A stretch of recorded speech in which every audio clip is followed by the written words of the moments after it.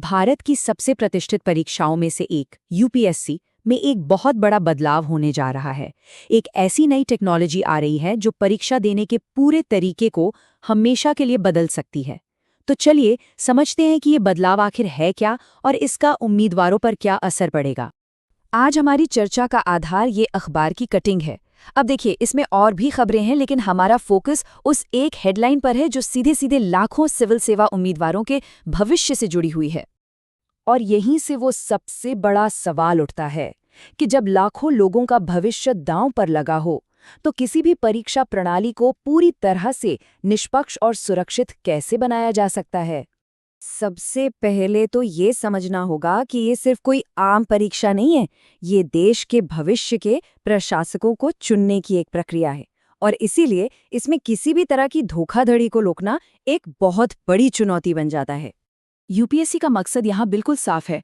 धोखाधड़ी, किसी भी तरह के अनुचित साधन का इस्तेमाल और खासकर किसी और के नाम पर परीक्षा देने यानी इम्पर्सोनेशन जैसी हरकतों को जड़ से खत्म करना। और इसी वजह से ये नए सख्त उपाय लागू किए जा रहे हैं। और देखिए, ये कोई हवाई डर नहीं है। हाल ही में एक मामला सामने आया था जहां सुश्री खेड़कर नाम के एक उम्मीदवार पर जाली पहचान पत्र इस्तेमाल करने का आरोप लगा। ये घटना साफ साफ दिखाती है कि मौजूदा सिस्टम में सुधार की कितनी ज्यादा जरूरत थी। तो इस इतनी बड़ी चुनौती से निपटने के लिए यूपीएससी आखिर कर क्या रहा है? जवाब है टेक्नोलॉजी। आइए देखते हैं कि ये नया एआई पावर्ड सॉल्यूशन कैसे काम करेगा। ये नई तकनीक काम कैसे करती है? देखिए, आसान शब्दों में कहें तो ये सिस्टम परीक्षा केंद्र पर उम्मीदवार के चेहरे और उंगलियों के निशान का मिलान उनके एप्लीकेशन फॉर्म में दिए गए डेटा से करेगा।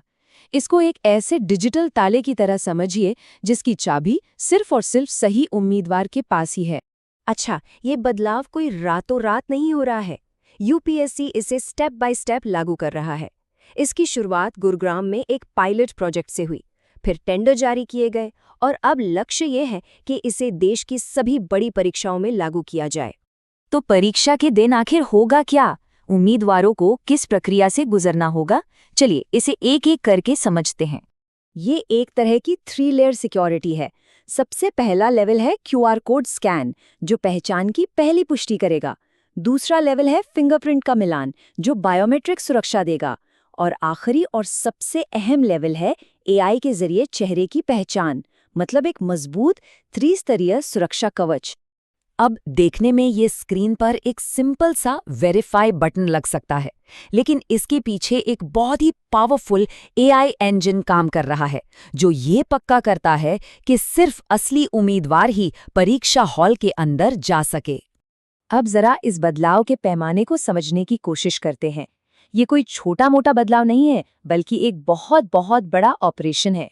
हर साल लगभग 12 लाख उम्मीदवार यूपीएससी की परीक्षा देते हैं। सोचिए जरा, इस नए सिस्टम को इन सभी 12 लाख लोगों की पहचान को बिल्कुल सटीकता से वेरीफाई करना होगा। और ये परीक्षाएं देश भर के लगभग 3000 अलग अलग केंद्रों पर होती हैं।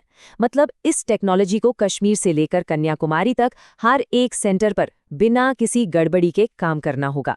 और शायद सबसे असरदार बात है इसकी रफ्तार। इतने बड़े पैमाने के बावजूद हर उम्मीदवार को वेरीफाई करने में सिर्फ 8 से 10 सेकंड का समय लगेगा। ये स्पीड और सिक्योरिटी का एक बेहतरीन कॉम्बिनेशन है। अब जरा एक कदम पीछे हटकर इसके बड़े असर के बारे में सोचते हैं, क्योंकि हर नई टेक्नोलॉजी अपने साथ कुछ नए और ज़रूरी सवाल भी लेकर आती है।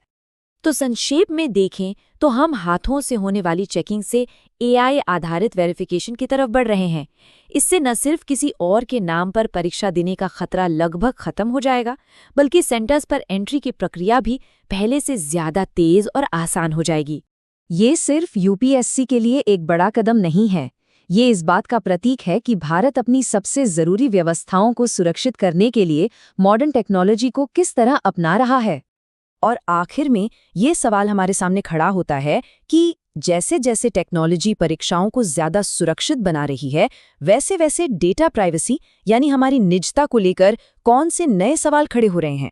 सुरक्षा और निजता के बीच ये संतुलन बनाना शायद भविष्य की सबसे बड़ी बहसों में से एक होगा।